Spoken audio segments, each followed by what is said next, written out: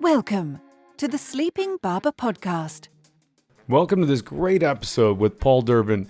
In it, we talk about a lot of things, including navigating Miro's SaaS product and the brand in the AI world that we're in today, the power of distinctive assets, the practicality of category entry points and steering brand messaging, Paul's journey into evidence-based marketing, and how he's using AI to augment his team's output. Enjoy the show.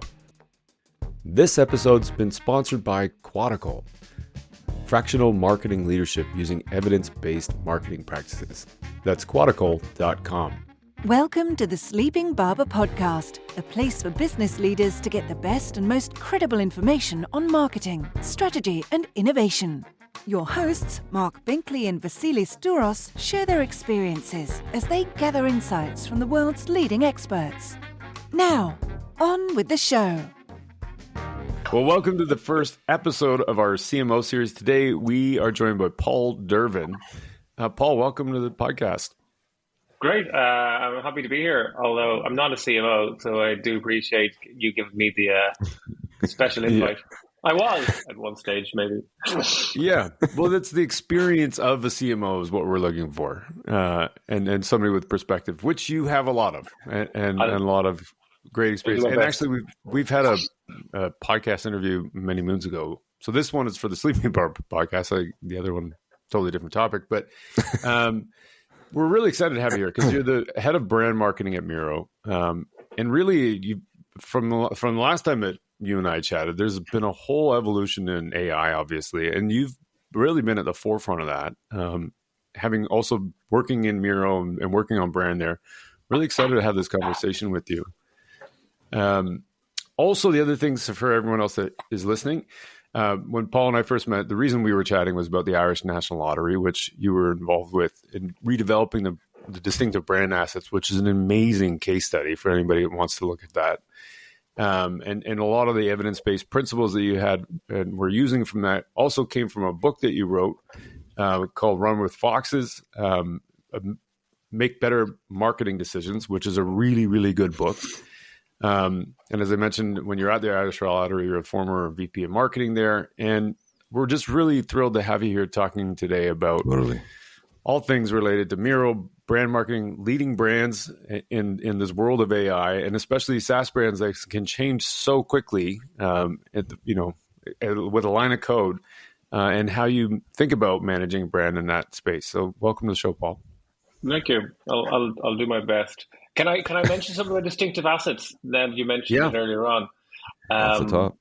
I actually think of all, like I've been looking at AI an awful lot, as you know, but I actually think brands who have distinctive assets, like it suddenly becomes so much more interesting because they can amplify them and do all sorts of things with them using AI, and just like it just get like anyone who has a bunch of distinctive assets hanging around, like don't chuck them away because they really could become so much more useful, like and much cost effective to exploit those now.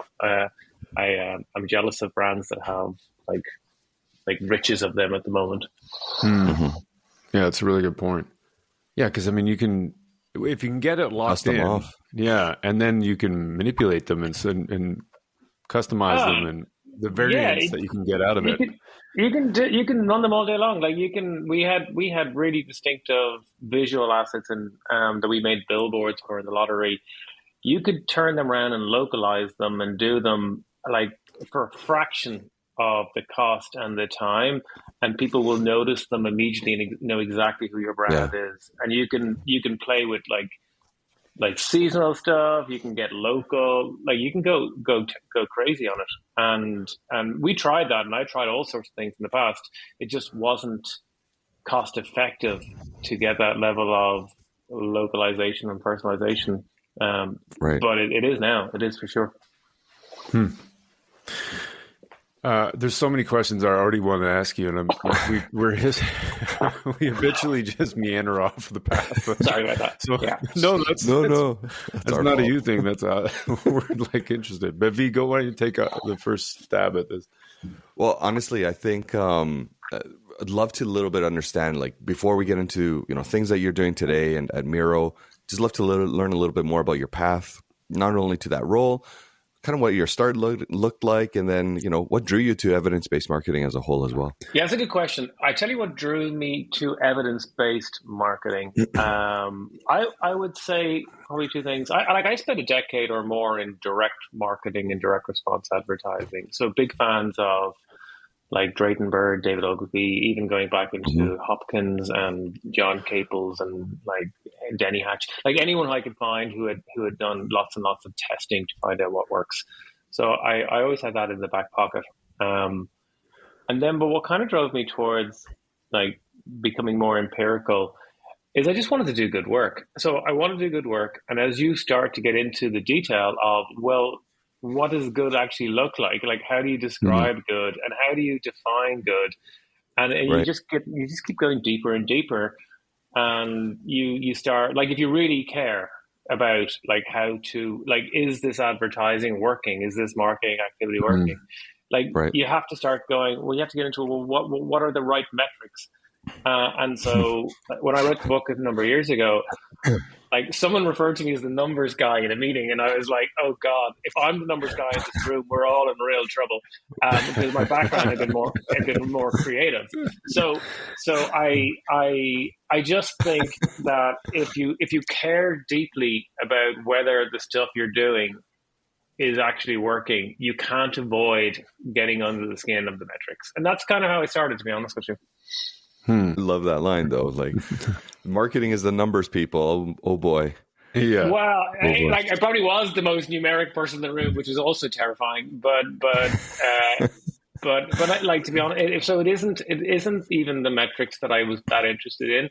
I was just trying to figure out, like, if we do this, would this work? And then the question, well, what does actually work mean? And then how, like, why is that? How do we know that's working versus some simple correlation trick, Yeah. So, I mean, through that experience, is that kind of what made you want to write the book then? There's a bunch of different reasons. Yeah, there's a bunch of reasons. So I'll list them off in no particular order because I didn't know you were going to ask me. So I like to write. So so that's one thing. I find writing is helpful to clarify things, so I kind of enjoy that as well. Part of it is I was like, God, I've figured out a lot of things and made an awful lot of mistakes, and I wish I'd known them 20 years earlier. And I was like, God, you know what? If I was 25, like, I wish I had all this information that I should have had when I was 25. Right. And so that was part of it. And then there was all other less altruistic reasons. I just fancied the idea, could I get a book published? And then I was kind of also, to be brutally honest, like, I was wondering, will I safeguard against a future where I have this theory that if you've written a book, people might give you more credibility, even though no one actually reads it. So it's the same reason why I haven't made an attempt to write a second book, because I think this diminishing returns kicks in very quickly, and you go, oh, here's someone who's written 2 books. You're like, oh, it doesn't really matter. So it's all those reasons, which isn't like, it's not one thing. I was really happy I did it. I was really happy with the book. I was pretty slow at it. I'd be much faster now if I using AI. I'd be able to bang that out in a couple of days. But and I've actually created like one of the custom GTPs chat ones with my book uploaded in all the interviews I did, all the background data, and I keep testing it. And it's dreadful. It just keeps hallucinating and making things up. So I just need to refine it more. But I've put that into the GPT store just to see how it works. I wouldn't recommend you go look at it at the moment, but I have tested that out to see, would it be of any value to anyone.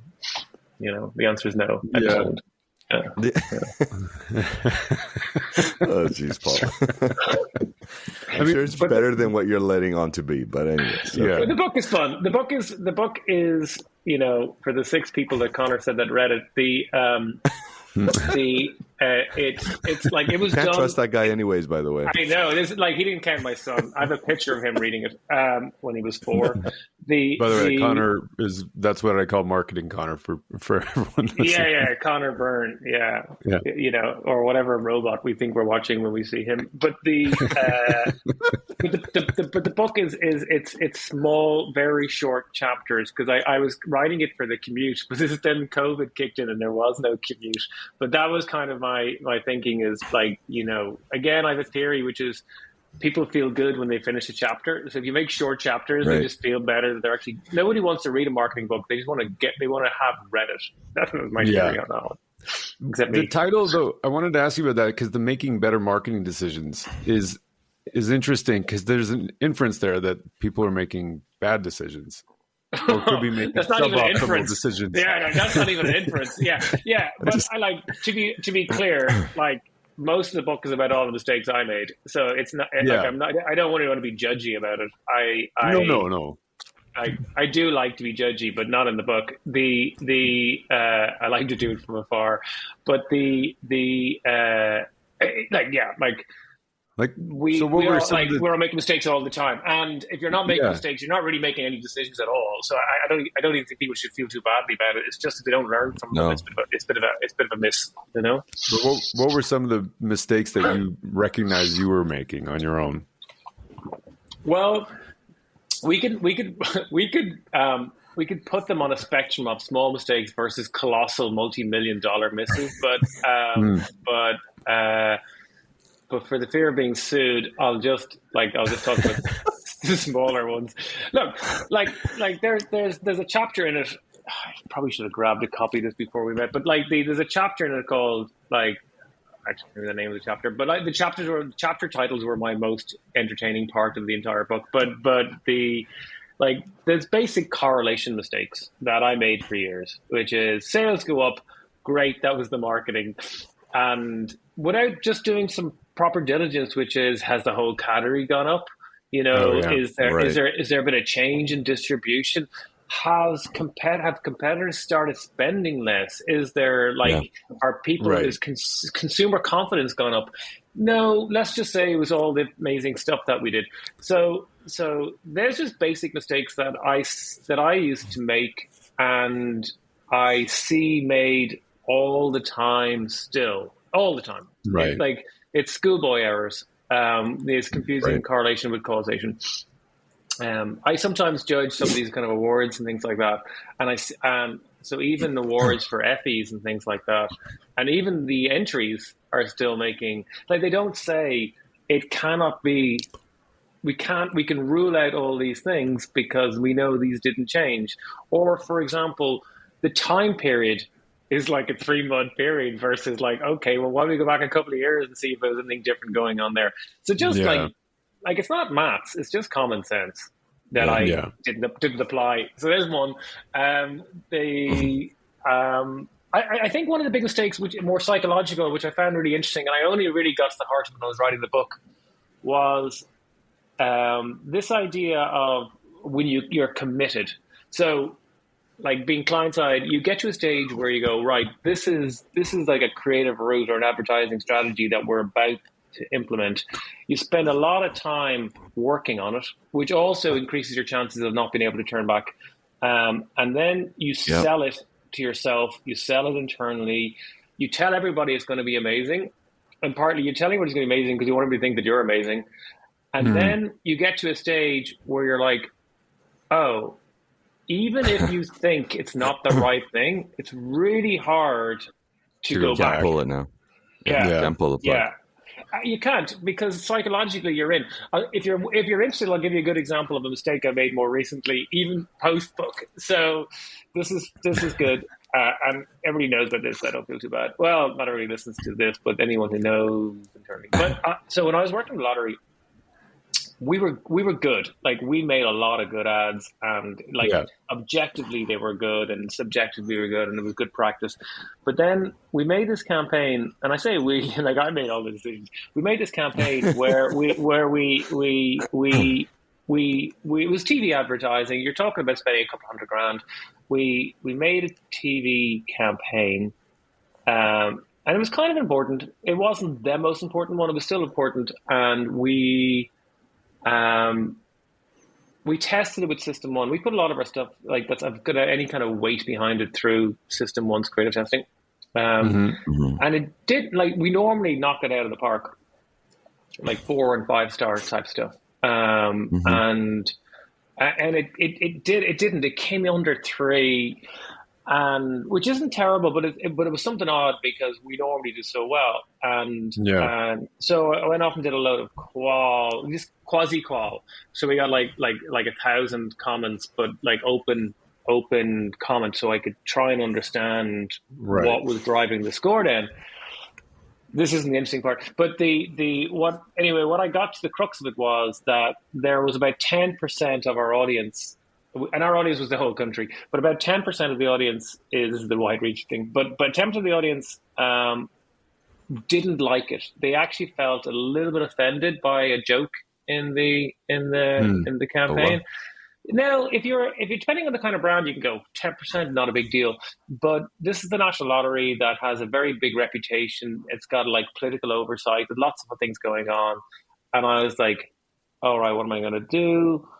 And I pulled the plug on the campaign completely, which was fine. But the next part I think is more interesting. I asked my CEO, could I do a town hall in front of the whole company and explain to them my decision, which is I made a bunch of decisions. I made one which was a mistake, but it's impacted this entire thing. I'm pulling the plug. It cost a couple of $100,000. And I showed some analysis on what had gone wrong, and I also, more importantly, explained how we were going to risk-proof our decision-making against something like that happening again. And I volunteered to do that, and I did in front of the entire company. And then the reason I did that is if I didn't, my team wouldn't learn to do it. And my peers wouldn't trust me because all they hear is about all the great stuff we do. But it would get out. It would get out. Like there'd be talk. Oh, hang on, were you not working on a campaign? What happened to it? All that kind of stuff. And so got ahead of it. And so I think that's how I'm different now than maybe 20 years ago, if that's helpful. That's a great example. Super interesting, yeah. And I think exercising that as marketers. I know all too often you'll find it in guiding principles that, we're going to celebrate our failures, but no one really wants to walk up on a pedestal and celebrate a failure, right? Like innately, I think it's terrible. Like it's ingrained. It's ingrained to not want to do that. Like it actually could be in our DNA. We don't like to do that. I should say though, I was not in any way worried that I was going to get reprimanded or fired or anything. Yeah. Like I wasn't happy, and my CEO, who was very cool, he was like, I obviously told him before I told the rest of the company, and he said, "How that wasn't the first time he heard it." No. Although he never saw the ads till they were going live, which is another element, which is he trusted me completely.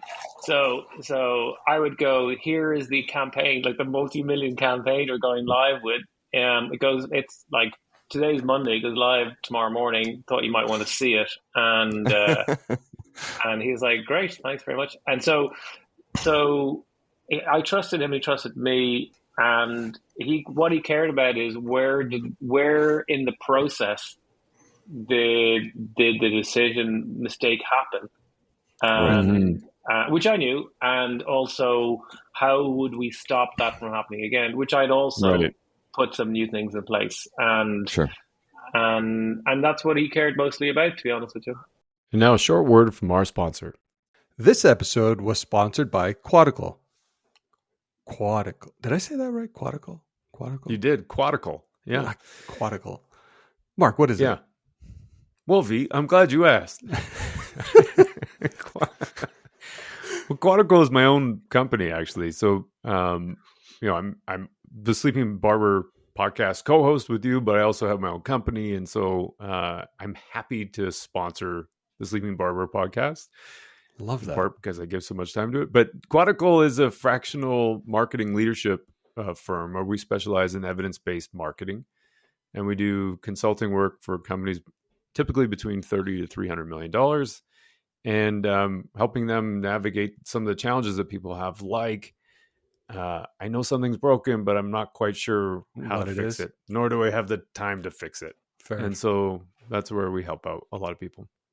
Well, I'll speak for Mark as well, because you're wearing your Quadical hat right now. We appreciate your sponsorship of the Sleeping Barber podcast. And for all those that may be interested, we do have a whole bunch of sponsorship options.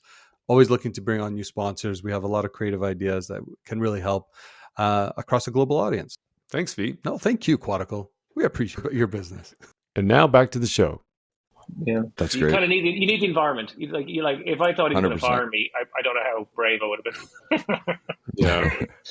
I'd have It's to true, blame like- someone on my team and just say, "Listen, it was him. Yeah. You got to, I'm going to get rid It of was him. Connor. So don't worry about it." Yeah, The the credibility thing is really interesting, because there's so many times where, I mean, we all build reports all the time, and we Yeah. want to present stuff in the best possible light. But you do need the moment every now and then just to have this honest conversation with people about what agree. actually happened. And if it didn't work, own it.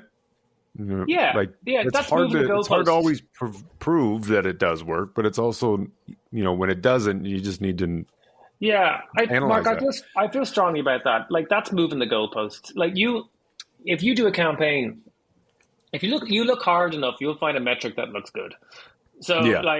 you can you find something that looks positive, and that's just moving the goalposts. And I think marketers are really good at moving the goalposts, and I think it's partly a level of optimism that they live with. Yeah. But it's also like, people get confused about metrics. So they confuse marketing communication metrics with marketing metrics. They confuse them with commercial and business metrics. Like, you can't start talking Right. about Facebook likes. Like, it's not going to be very, very helpful. Like, you Yeah. care about, like, are we winning in penetration? Like, is revenue up? Like, do we have more customers? Like, they're the things that matter. And I think a lot of marketers are not trained anymore to understand those measures and how they flow, and which ones are more important and which ones are less important, and where's the appropriate time to talk about them. Mm-hmm. Right. On a tangent, Yeah. sorry. That's great. All right. How about we switch gears right now? And obviously, the big theme for this episode is leading brands in an AI world. And I think, it's to no one's surprise. I think you're seeing an AI takeover. It's rapidly evolving all our workflows, the way we think, the way we operate, the way we report. And since you started at Miro, it seems like Miro has evolved, not only the product, but also its positioning from a collaboration tool to more of an innovation workspace. Can you talk about that evolution? Yeah, it was happening before I arrived. I think, like, I'd say, first off, Miro is an incredible company, and is potentially a super brand. And it's a lot of smart people and thinking inside there, and they've got like 80 Right. million plus users. Like, it's not a small operator. That's crazy. Yeah, it Just is. Miro It is. has 80 million users. More. It might be closer to 90 now. Like, but it's like the last time I was looking at some sort of reporting on it was like 80 plus. Which was Wow. and it continues to grow. But it was originally, if you look at the history of it, it was originally pitched as a consumer product. You might use a whiteboard for your hobbies and things. And then, you talk about like getting the right product fit, and it evolved to being, or they evolved it to being a B2B product, and where it was most, I guess, popular was in a classic kind of substitute for a whiteboard. But in the last number of years, probably 2 or 3 years, it's evolved to being a much more robust and stronger kind of business tool, and it's used as a business tool way beyond whiteboarding for hundreds of thousands of companies. You see a strong uptake around product and engineer and UX design, so that kind of golden triangle. where they seem to get an awful lot of value because they're interacting all the time. They're trying to bring products to market. They're using a lot of the capabilities of that. So we have seen this kind of evolution, and that's continuing. Like, it is continuing for sure. And I like, I don't know if you guys spend any time on Miro at all, but there's so much under the hood. Like, it's like a lot of software products. People are only using like a small percent of what it can do. But it's got things like we used to excel in unstructured work. So you want to do brainstorms, you want to drop in verbatims, you want to understand stuff. But now there's a load of structured work. So like you can open up like a document, like a Word document or a spreadsheet, all in the board, or you can create your own timeline, or you can in a kind of an Asana type format. So a whole bunch of things, and there's some smart stuff. For example, it's linked in a two-way with Jira. So if you're an engineer, or if you're a working engineer, you can make a change on the board and it changes it back in Jira, or you make a change in Jira, changes it back on the board. So there's lots of really smart integrations for sure. Yeah. That's great. So that's evolving now. So the best way I think about it is AI hasn't been a separate part. It's just been integrated into all of it. And so the most interesting way I think about it is when they see the board as a prompt. So when you do something on a Miro board, it's all potentially a prompt that can lead to something else, as opposed to the idea of taking it, putting it somewhere else and bringing it back and things like that. So it's good. And it makes kind of sense because what Miro is really good at is, like, what it's particularly good at, I think, is it's been built with a lot of thoughtfulness and empathy for people. So people actually enjoy working on it. And I am continuously impressed with the product people and the design within the board, where they think about group settings, and they think about people working together, think about people working different time zones, and they think about people from different departments, and they're very thoughtful about how would this make collaboration faster, so that you get projects to move along quicker. So I think it's pretty impressive for sure. From your position as a brand manager, I mean, you must love that there's so much great stuff in the product, and it's not just a generic we do this kind of thing. But also, like, with the changes that come and the evolution that, I mean, I've used Miro at points in time. It's never been consistent, but at points in time when there's a specific project and we're working on a certain thing, like over my career, there's always been Miro's been there every now and then. Yeah. And so every time I log in, I'm like, oh, that's totally different. That's not quite how I remember it. And so as a brand manager, there's also this kind of component where the product is always evolving. So from your point of view, how do you, I mean, it's good. It's an amazing product, and it's got all this great stuff built into it and the empathy around the user experience and all that.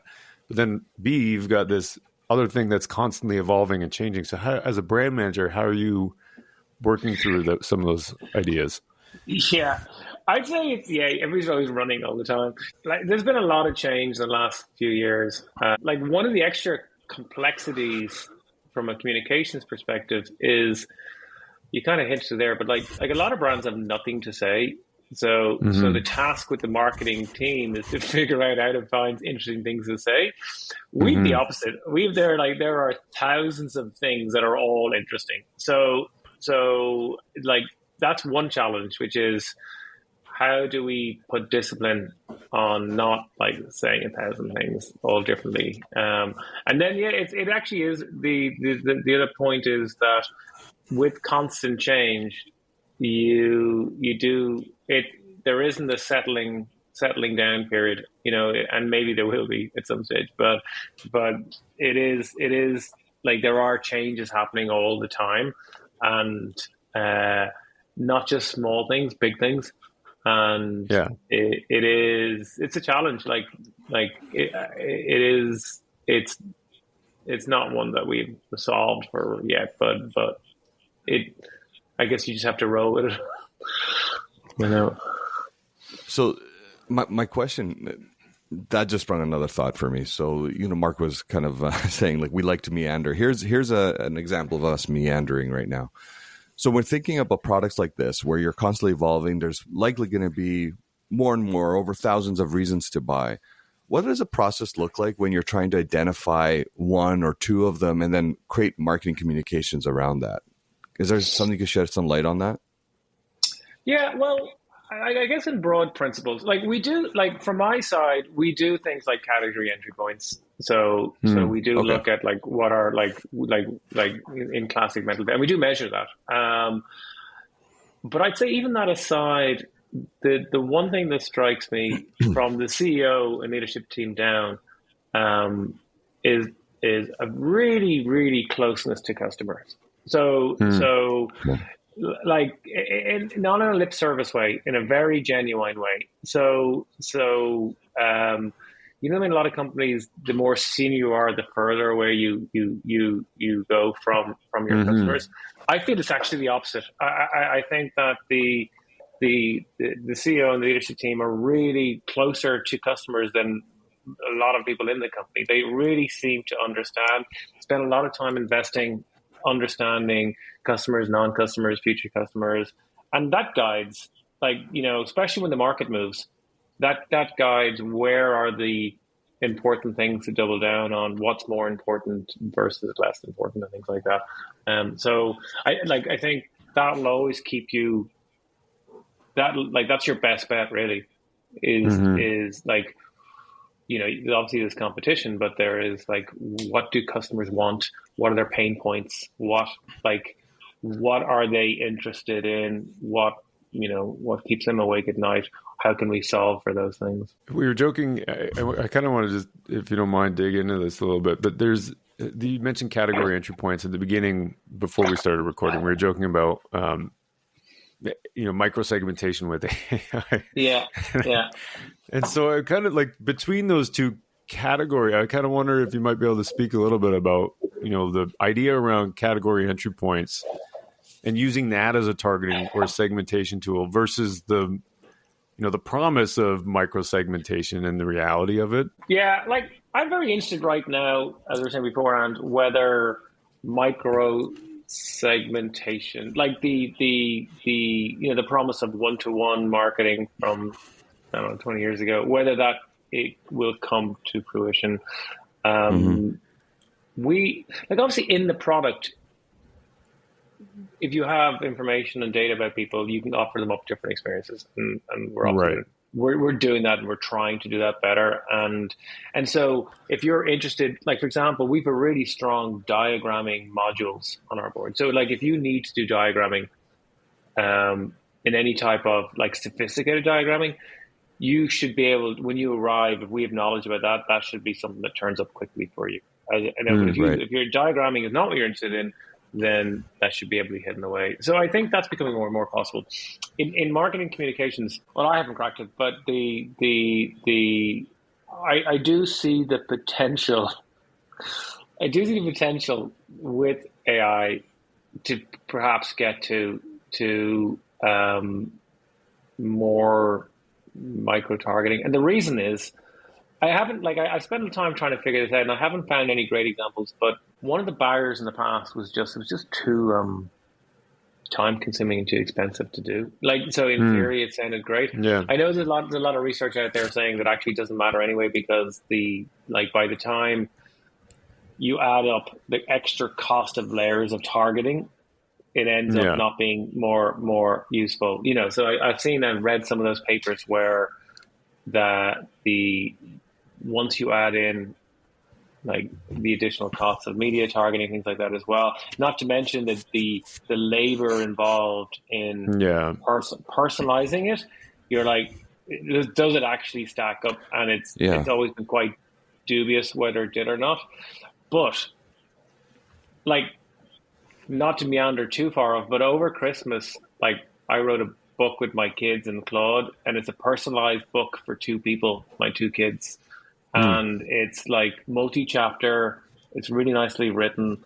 It's very I'm not saying it's amazing marketing, but it's a good storybook for kids. And it's it's doable for a target audience of 2 people.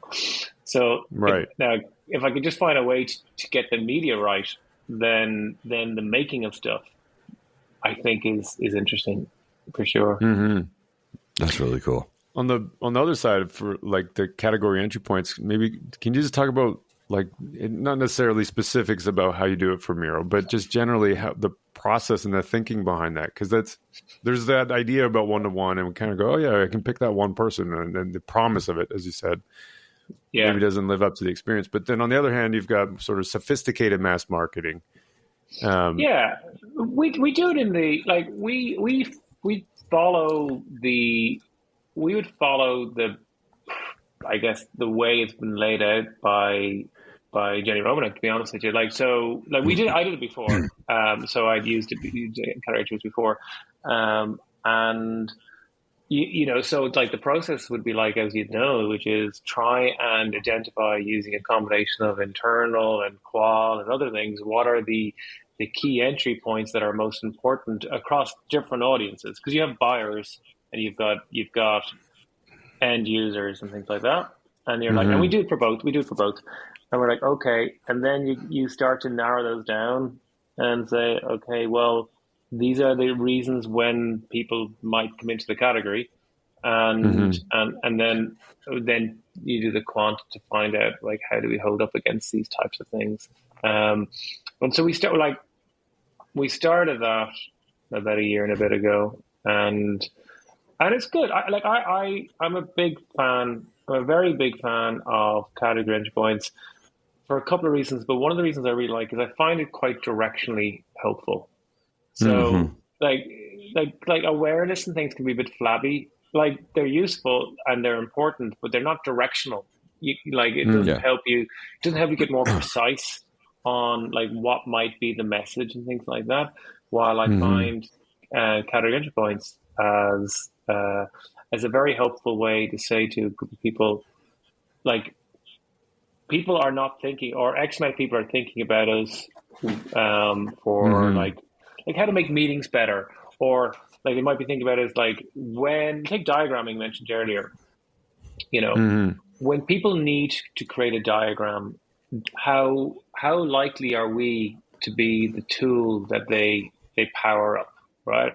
And if we haven't been talking about it an awful lot, and we haven't been exposing people to them an awful lot, and if they hadn't existed, you know, in really strong diagramming modules, then we're going to be reasonably low.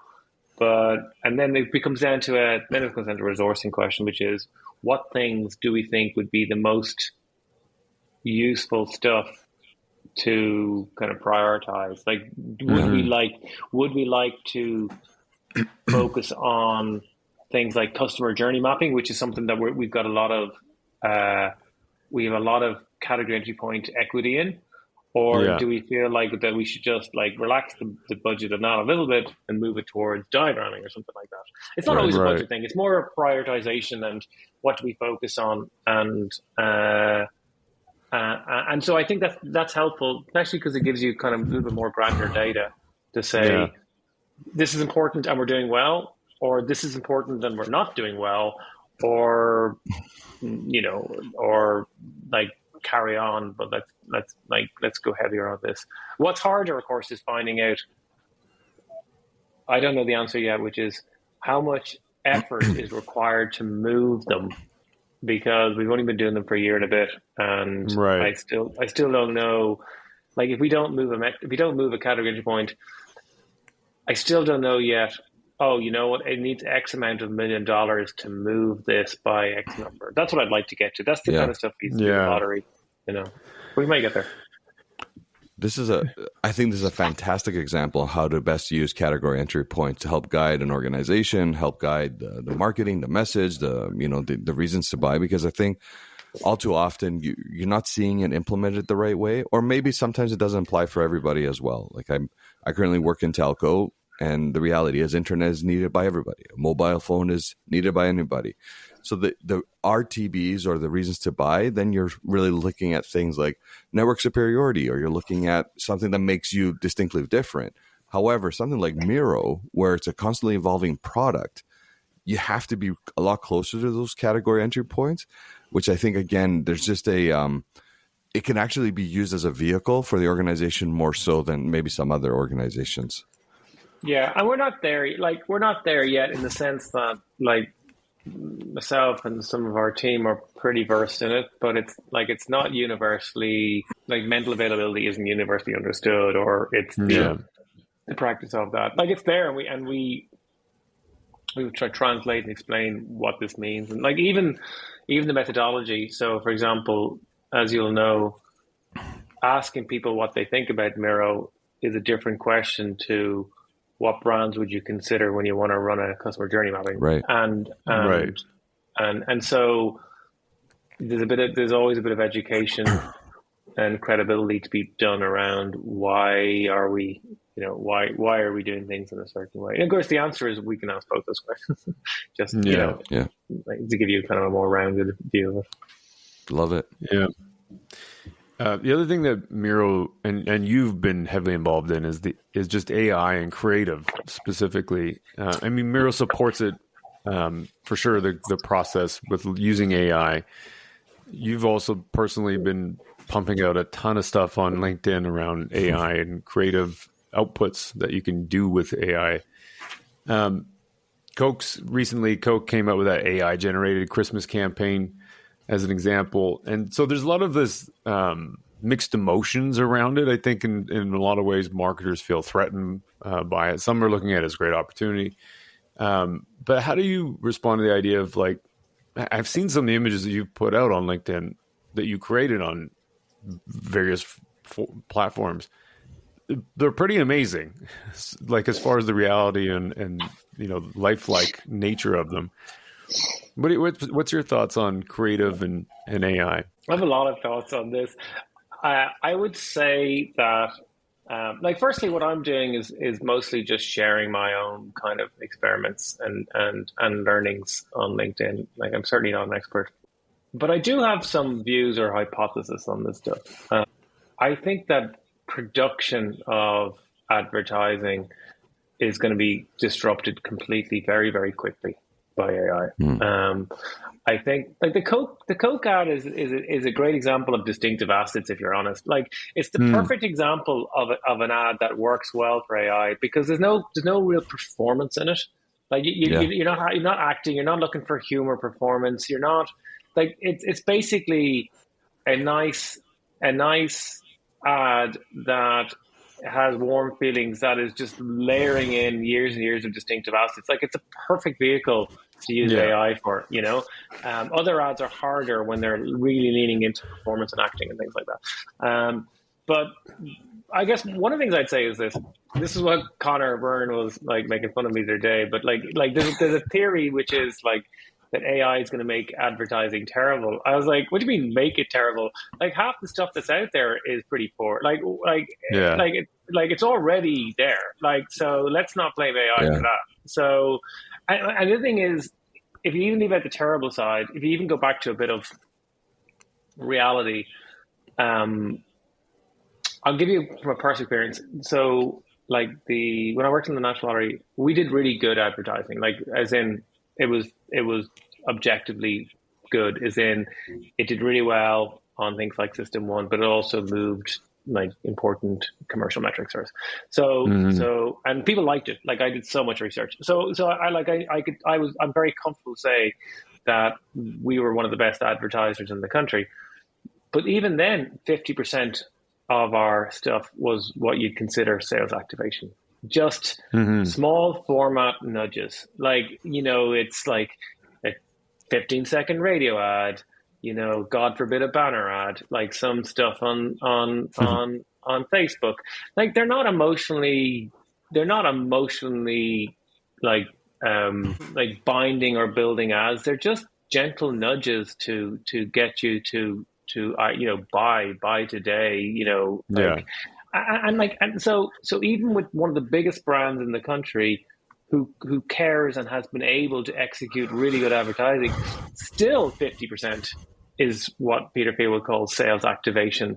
Yeah. That is ripe for AI, because it's really good at, like, I can go in, and I've done this, like I can go in and take a radio ad that like a really talented copywriter has written, and I can ask Claude to write me, so sorry, not a really good ad, a sales activation ad. So let's just like low down the expectations here, but like a radio ad that says, you know, blah, blah, blah, come by today. Here are some features or benefits, right?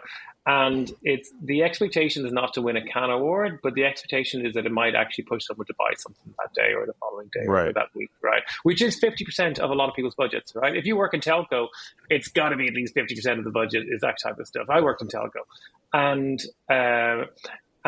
I went in, I like, the thing with Claude is you have to brief Claude properly. Like, you can't be lazy about it.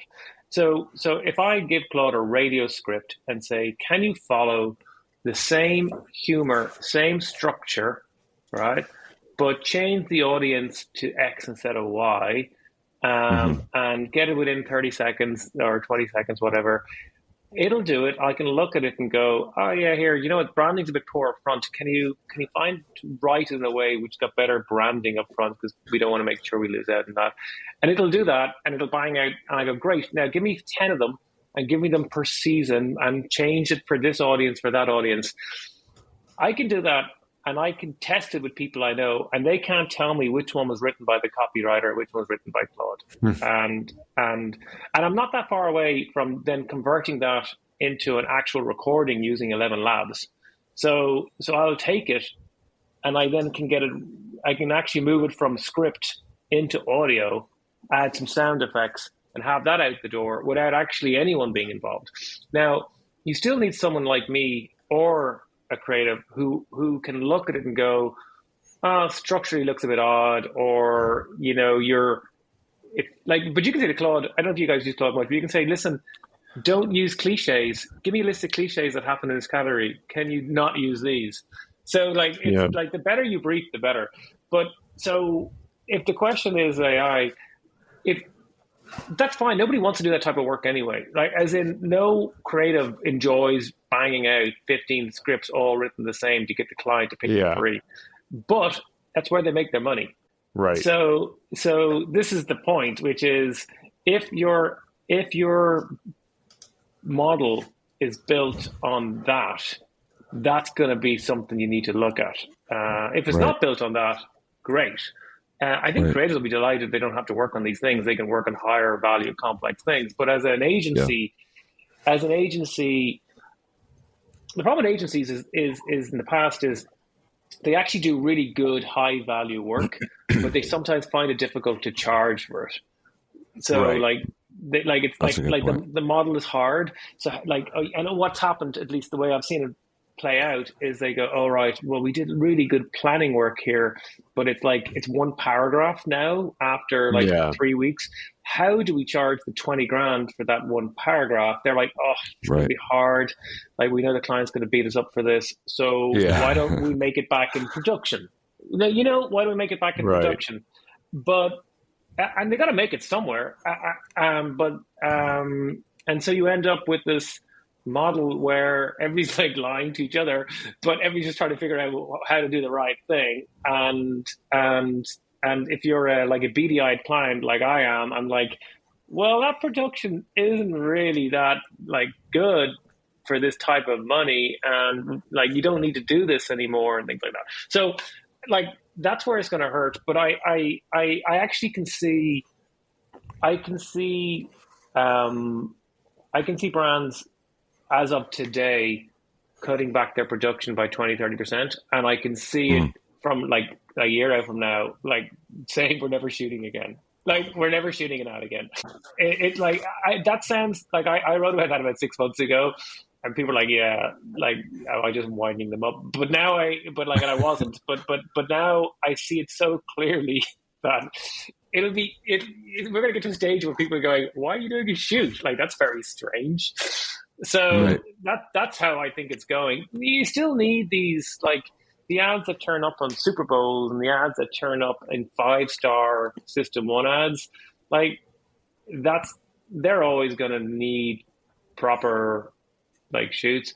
And you also may get to a stage where you actually, you like, I was talking to a director recently who's really good at performance. Like, he gets humor out of people. He did a lot of our lottery ads.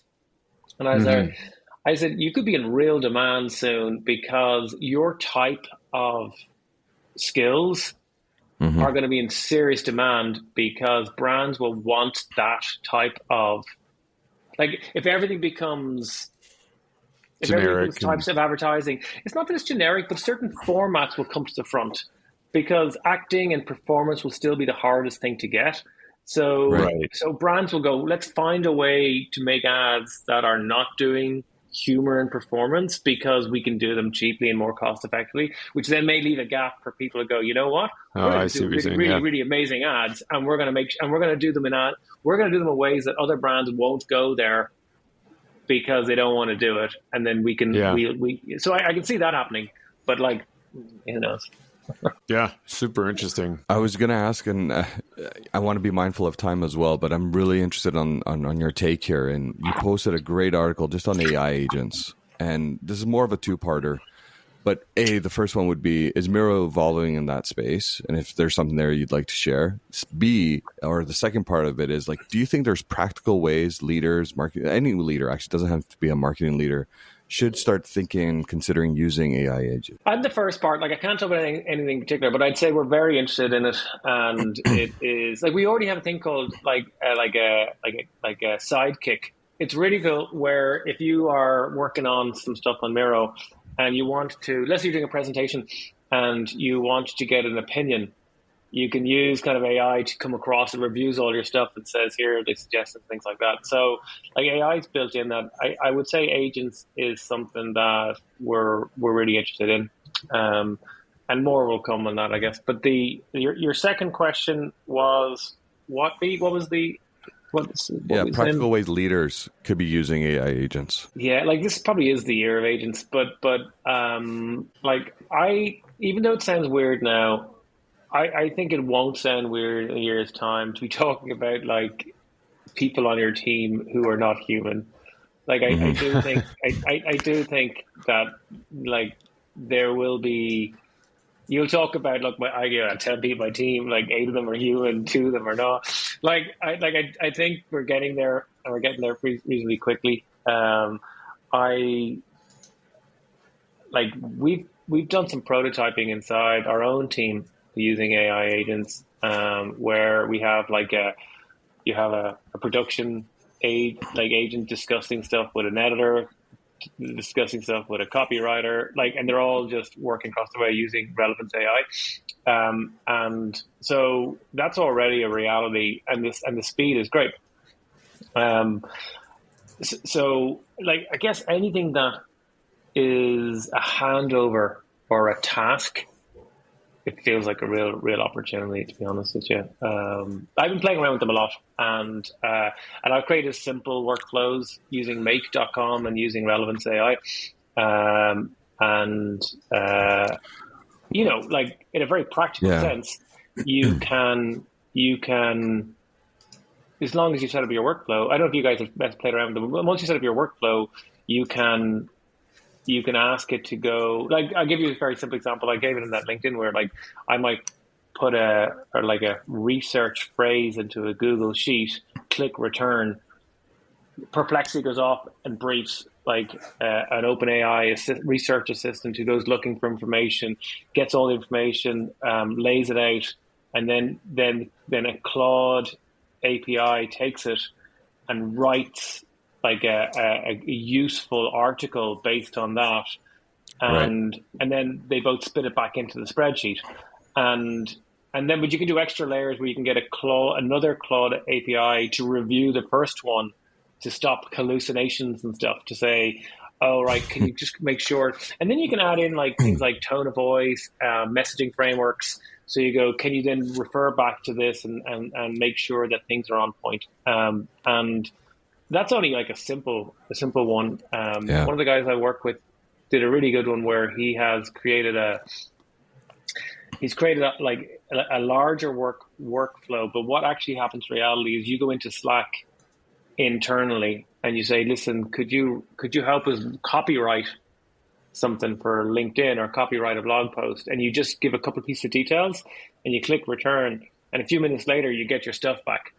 And Wow. as a there's a lot of talk about like human in the loop, but you get from 0 to 80 really quickly, and that's a working prototype that is ready to go if we decide to kick that in, and again, that's a reasonably straightforward use case, I think. I would argue. Sorry, Mark. Just quickly. No, go for it. Yeah. I would argue your post is for me what actually got me even more curious in this space. So create an account and I haven't created a workflow yet. I feel like it's a big undertaking. I really have to find the use case first. But yeah, I'm also now just genuinely interested in how I can look to create one that could help me in my day-to-day a lot and be more efficient or help solve a problem. Yeah. But yeah. How much do you guys use Claude? So Never. I use it. I've I never use used Claude. Do you use Project V? Have you used projects on Claude? If you haven't, no, not yet. We should just finish this interview and you should go and try it, because so I use Claude. I use Claude in two ways. It's not even an assistant. It's more like a colleague. Like I use Claude for help on brand positioning work. Right. So you can upload a bunch of documents into its project, and you can go back and forth and get into kind of like architecture on the brand. You can get into positioning. You can say, here's the great bit. You can go, like, I have like these 10 different positioning statements that are like ones you might consider for the brand. But I can say, write me a blog post on this positioning using kind of what you know about what I've given you already. And then I can say, critique it against whatever other things I've said. And then I can say, do the exact same thing for all other 7 positions, and then write me a LinkedIn post for each one, and then show me what a headline on a web page would be, so I can look at them all and say, this is how, and then I can do things like this. Okay, so that's the master brand positioning. How would that work for small businesses? How would that work for this audience? And spit out like multiple pieces of materials, and then I can go back and review against them all. So that's one thing I use an awful lot for. The other thing I use it for is basic studio stuff. So I can, at any time, I can say to Claude, how many assets have we been like building and creating, and how much money have we spent on them, and who's driving that, and what individuals are the people creating our work, and what are the outliers, and how much is an asset for an email versus a video, and how is that working versus average, and are we trending up or trending down? And it just gives me back all the information as I want, and I don't even have to type it. I can just ask it through its audio on the phone. So I go for a walk and say, Claude, remind me once more, like, what are the hours we're spending on this, and do they feel appropriate to you? The thing about Claude is, if you ask it to think deeply, it'll give you better answers. So it kind of switches from system 1 to system 2. So if you actually say to Claude, you say to Claude, listen, think deeply about this. I do not use it like this. It's insane. I do mean to post some of this and stuff soon, but if you say to Claude, listen, think deeply, like take your time and think deeply about this, it will give you a better answer. It's insane. It's like you use Claude as an AI agent, as then. I use it all. I use it all the time. Like, my starting point is, if I have to do something, can Claude help me do it faster? That's my starting point for everything. Like, except from like making a coffee, but the I do quizzes with my kids.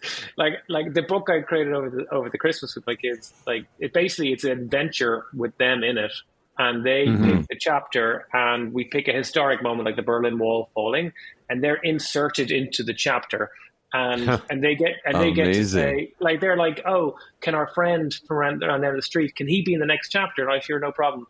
And then but the chapters are written in the tone of Roald Dahl, and because that's the other thing. Like, you should try it. Like when I'm doing brand positioning stuff, I might go, like, give me this, what you've written, but do it in how Ted Lasso or Tony Stark. And all I'm looking for is kind of bits of inspiration to see how, just like you would do it in any kind of brand positioning workshop. But it's really sophisticated. It's really nuanced. It doesn't do images. It just does writing. But its ability to to work with you and probe back and forth. I work with some really talented creatives, and they love it. So this isn't about replacing them. They love it because they can go back and forth and go, well, I'm trying to figure out this. I want to say this. What do you think? And they get to a better result together. You do need to have experience, because you could, if you're experienced in brand positioning, you might ask Claude to do something. Yeah, you look at it and go, oh, you know what? Architecturally, it seems wrong. And Claude will go, you're right. I'm confusing these two terms. And I might go, even things like this, I might go, can you write me a script that has a twist at the end? And can you make sure we don't lean into cliches? Or this brand positioning, what you say to me seems fine, but it doesn't turn up here. And it goes back and figures it all out again. So it's incredible. But I think an assistant would not be fair. I'm sure at some stage I'll be working for Claude. But at the moment I see it in a more of a partnership. Obviously, kind of my family that they think I'm insane. I love it. It's amazing. Yeah, we're running up against time. There's so many questions, Paul, that we'd love to ask you. And maybe we'll get you back on at some point. But how can people find out more about you and Miro and the kinds of things that you guys are working on? Yeah, I would say if anyone isn't using Miro, they should go onto it, and you can obviously get a free account. And I'd also there's so much there. I think people should be curious and click on buttons and see what happens. In general, I feel about that. I discovered in Perplexity that you can change the focus in Perplexity, and if you ask questions, it just goes to Reddit and gives you everything from Reddit point of view. So in general, I think people should click on buttons and see what happens. But in Miro, there's it really there's so many good use cases. We do everything in Miro. We talk about creative development. We put everything on there. We work it through. We use it as a way to understand. I like big picture. I like to understand big picture before I can really get into stuff. Mm-hmm. So I think it really works well for me on that. On my own stuff, I'm kind of a boring person anyway, so I wouldn't suggest people spend too much time looking into me. But I would. I have been posting quite regularly on LinkedIn, as I am trying to figure out how it's going to impact marketers. And I think in general it's going to impact it very well. But anyone who asks, I would say, don't get into the AI stuff now. Really start to spend time, take an hour in the evenings, twice a week, build a model, build a workflow in Make. Or spend time watching some tutorials and things on Claude. Just I do think that the learning curve isn't that steep, to be quite honest with you. I think you could go from knowing very little to feeling pretty confident about a lot of these things in a few weeks, which is really good. But any stats I've seen is this. I've seen stats where employers are saying that they wouldn't hire marketers if they don't have AI skills. I've seen stats saying that marketers who have AI skills are going to charge a premium. I just think that if you could get left behind if you don't embrace it, and I think that we're going to see this combination of agents and humans over. It's funny how we call people humans now. It's weird, but I do think that's all going to happen. But I do think that for the most part, it's a good thing as long as people are willing to be curious and upskill themselves and figure this out. And if your business model is based on things that AI can replace or replicate, it's worth it. I did see if you're interested that it'd be hard to replicate entertainment type podcasters. So you've seen have you seen the Google Notebook LM stuff? Have you seen that Notebook stuff? LM. Yeah. It gives you information, but it doesn't. I don't think that's why people necessarily listen or watch podcasts. So I don't think you guys can get away with just sticking your avatars up there and talking away. I think I think you're unfortunately the thing that makes people want to listen and watch you guys is actually the craft you put in, and to some extent that is defensible at the moment anyway against AI. I think, you know. Well, actually, Mark showed me this the other day, but like Riverside has this new feature. So if like we wanted to add some more text to something, it actually can do it in your voice as well. So say, you know, you recorded something and then all of a sudden it's like, hey, we forgot to do this, or add a plug at the end. It automatically does that, but then it actually merges Mark's and I voice. So it's like you can hear Mark, but you can also hear me as a part of it. It's a really weird, freaky experience. But like this is like the evolution of some of these AI tools. Yeah, which is fascinating. Like I spent a lot of time in video. So, for example, Runway and LipDub. I don't know if you've seen LipDub. LipDub is really good at lip sync. So, like we've created videos from scratch, and we've even tried some ads from scratch, where you create the image using GetIMG. You use the Get image to then create a video. You use LipDub to create the lip sync audio. Use 11 Labs to create the actual voice, the voice. I know. I'm trying to write all these down. You can use Sona for the music, right? You know. So essentially, that's what I'm saying. You can create something. Like we're planning to. I'll give you a very last case example. Like there was a time not that long ago, if we were making some videos, you'd have a small camera crew, and you know you'd set it up and things like that. We're moving to a stage where we can create a new YouTube video every day with one person, no handovers, no camera crew, anything. And what's really helpful is, and they're kind of how-to videos linked to kind of how people search for things. So, but we can have an individual who can write the script with help. You know, we'll have an existing avatar built through HeyGen or through kind of Runway. You can either go type to video to do it. You can use editing tool like CapCut, right? And you can tie it all together and get it live in a couple of hours. And that's the hard work. And then it's just changing it each time. My last piece of advice to any kind of younger marketers is learn how to edit. It's fine if you're a copywriter, but if you learn how to edit using CapCut or something like that, you can become so much more valuable to companies because you can make it all, and you're not just contributing to a piece; you're actually making it. And like I spoke to some kind of postgrads recently, and they were asking me, and they one of them wanted to be a copywriter. I was like, yeah, it's good that you can write because copy is good because you got structure and things like that as well. But like learn how to use that writing to create video, and learn how to edit. Like one of my 9-year-old sons, he can edit. He can create everything from scratch. He can create his own music and a song using Sona.com and create it and put it all together. And he wants to put it on YouTube, but like he created it from scratch. Like a little video of a cartoon video of a rabbit, and wrote his own lyrics, and so it's like it's all really, really possible. You know, this democratization of what we can do. Like what comes with that is like, you know, more and more mediocre stuff. But I don't care about that. I care just about myself. So like there's a lot of complaints about, well, AI, this is what Connor was talking about, but like complaint AI is going to create a lot of mediocre work. And I was like, there's a lot of stuff that's mediocre anyway. I don't really care about everybody. I just care about, I've always cared about me, my team, and whether we can do better than everyone else. If anything, it might create an opportunity for people who actually care, because they'll say, well, I love that. I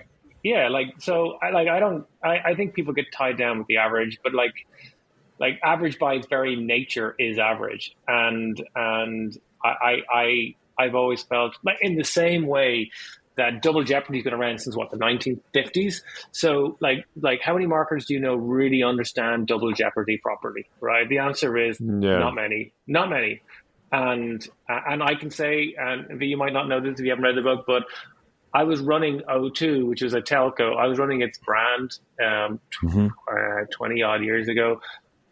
So I was in charge of brand. If you'd asked me double jeopardy is, I would have said it was some legal loophole that you can't be tried twice for murder. That would have been my answer. And yes, there they were asking me to manage like billions of euros, like budget, like it's disgraceful.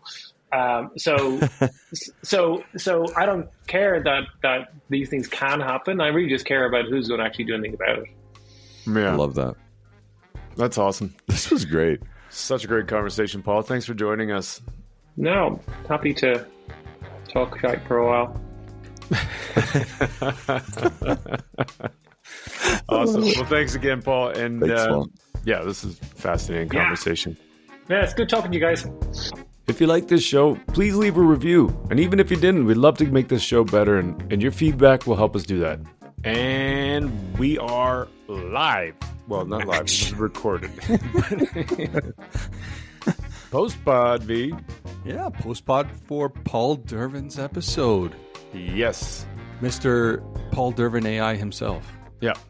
Yeah. Such an interesting conversation. I mean, it's been actually a couple days since we recorded the podcast. So we're doing this a couple days afterwards. But since then, I've been using AI way more. He's an influencer, I tell you. I know. Influencer AI. I know. What were some of the takeaways you had from that conversation? Ooh, we had... we felt like the conversation flowed so natural into different areas, which was, for me, always interesting. So the practical AI implications that kind of go beyond marketing was one. Mm-hmm. Sorry, I do have to acknowledge, like he did really talk about like what Miro is looking at from a big picture as mm-hmm. well, like the evolution of the company and embracing things like AI and whatnot. Mm-hmm. I also enjoyed our conversation around the future of AI in marketing. Like I thought mm-hmm. that was really interesting as well. There's a few things that we can pick out, but let me quickly start with what do I pick here? The future of AI in marketing.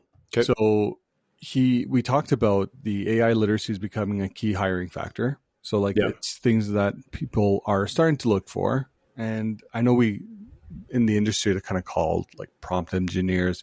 For me, it's less about being a prompt engineer. It's just being comfortable with the different tools that that are available.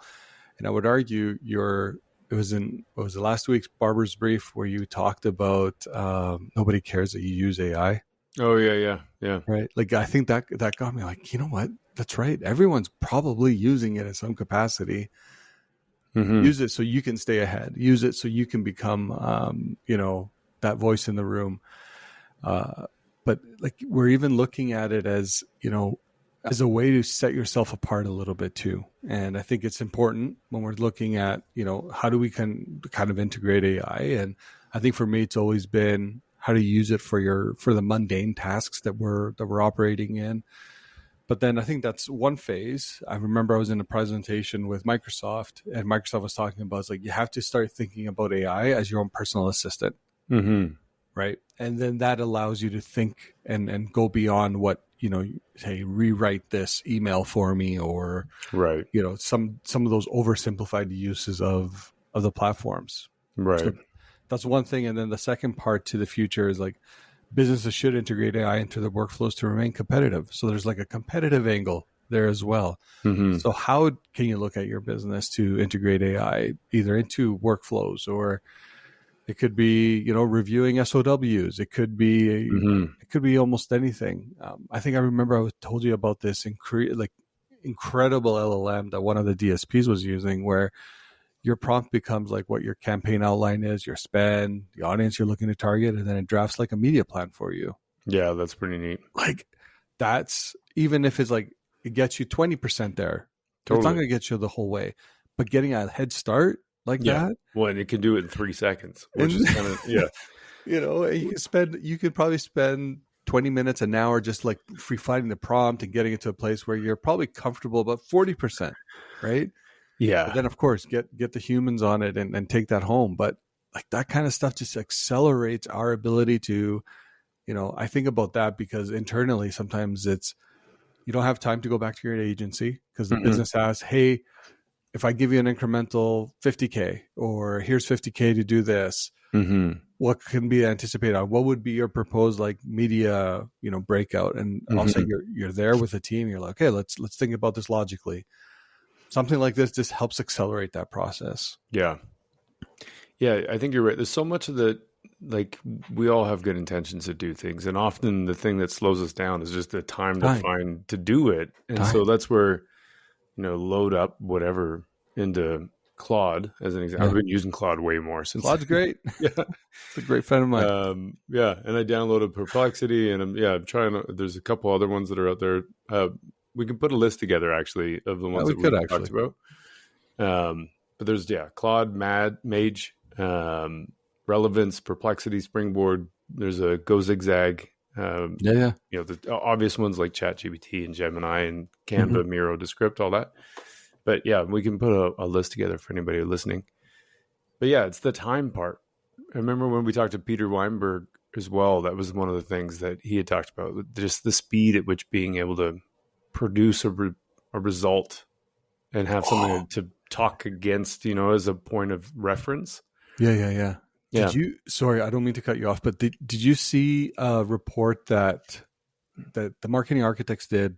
Elena Jasper, she talked about it in one of her posts, talking about synthesized audiences to kind of get a pulse on short-term, as a focus group. So basically, Peter Weinberg's company that they stood up there, and they're I don't remember the percentage, but it was in the 90s for short-term outcomes.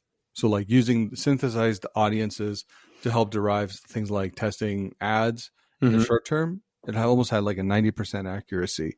I'll try to find the link for that because I think it was an interesting study. But I think it just goes to show you. And Peter was talking about this. He's like, we can have something in the inbox for the CMO over a weekend.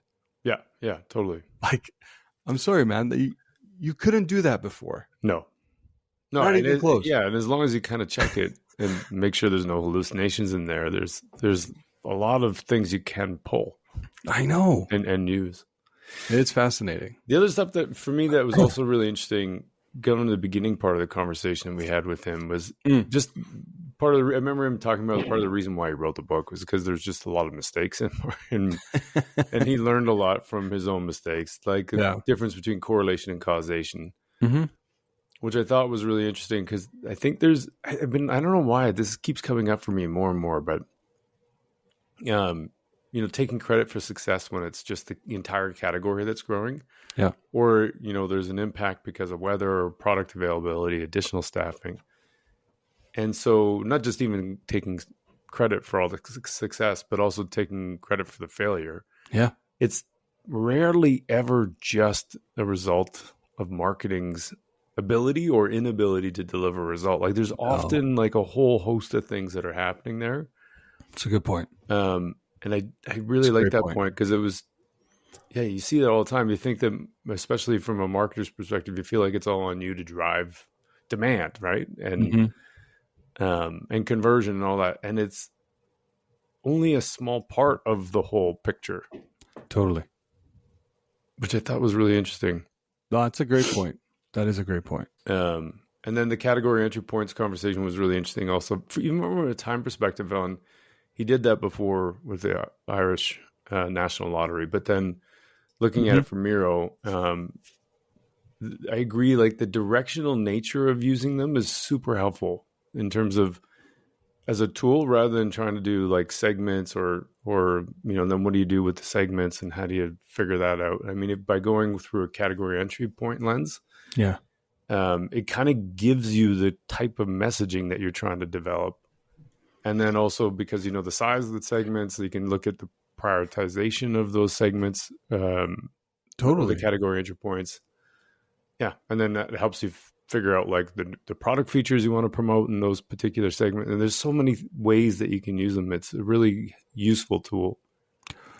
And I don't want to call them the gift that keeps on giving. Like it helps so much. It helps with focus. It helps with, you know, an element of segmentation. I think where you have to be careful is the over segmentation, right? I think that's the one thing we're coming to learn, that it's less about that, but using them in that directional nature of them, like you spoke to, I think is the way in, and understanding, okay, if I have limited dollars, how am I going to do that? What is what is one of the 5 or the 3 or the 10 category entry points that we have? And we really believe like that's where our growth is. And go all in. And I think that helps with focus at the end of the day. Sometimes I think we get stuck trying to do so much. And I see it in my day-to-day. Like we represent so many different products Yeah. And at the end of the day, we have to make sure we're either leaning into those that are driving most profit. Yeah. We keep talking about, chasing profitability. Chasing profitability. And then the other side is like, where is the white space with some of your other products, right? That you can invest in, that you can actually help, gain more momentum because like there's just no other competitor there. So there's a balance, but at the same time, these are businesses. So I've been using them as well with clients that I have. And it's interesting because I keep thinking about like Byron Sharp and the Ehrenberg Bass Institute with the idea around mass or sophisticated mass marketing. And it's an interesting statement to say. And I think category entry points are so practical in the sense of like all the reasons we talked about before. But it is about like, I think solving for that idea of over segmenting. Right. Because if you look at the category entry point, they're often bigger than the persona based way to segment the market. I agree. And so do you need to segment that way based on personas, or do you need the category entry point and then the prioritization of like, it might be that you have a persona that you want to speak to somewhere along the journey on the path to purchase, but it doesn't necessarily need to be the first message that you reach them at. Yeah. Or reach them with, I should say. I'm starting to see less and less. I want to be careful how I say this, but I don't see personas really working the way they used to. I think, do they help in this like visualization to help with like, okay, who's that ideal customer? His name is Mark. Mark is, 18 to 25. He enjoys skiing, et cetera, et cetera. It can kind of give you a sense of like the type of people you want to target. But Dentsu's report, again, we talked about in the Barber's Brief last week, I think it was, talked about, it's less about the generational segmentation anymore. It's outcomes that you're looking for. Who's interested here? Who's not? And I think we're at a time right now where you have people in different, you and I are both Gen X, and our habits probably don't mimic typical Gen X.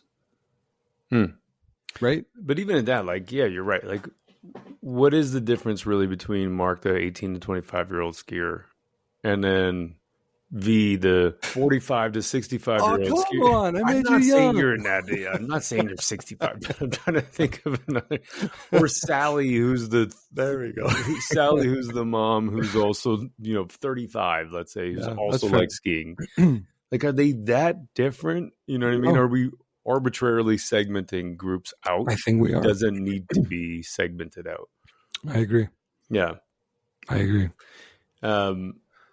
The other one, when we kind of got talking to Paul also about just the national lottery and at that time they were or still probably are one of the best advertisers in the country, but he talked about how 50% of their ads still were sales activations. And there was that, and all the kinds of production that go alongside with that.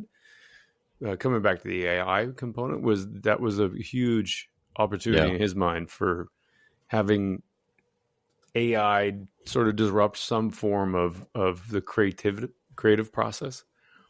Because if it's just about production, like individual little, this format, all that kind of stuff, with a specific offer or that kind of thing. Like, I think there's really interesting ideas there in comparison to the performance side of the campaigns that he was talking about, where you've got actors and you need to create a performance. It's harder to replicate that. It's kind of interesting. Yeah, I agree.